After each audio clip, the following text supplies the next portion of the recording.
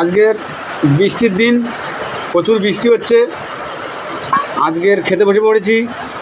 আপনারা দেখুন কি কি আজ আইটেম হয়েছে, আপনারা দেখুন। চিচিঙে দিয়ে, আলু দিয়ে, চিংড়ি মাছ দিয়ে একটা তরকারি করেছে। আর যে ফেমাস কচু পাতা ভাপা, এই কচু পাতা ভাপা, এই দেখুন কচু পাতা ভাপা করেছে। আর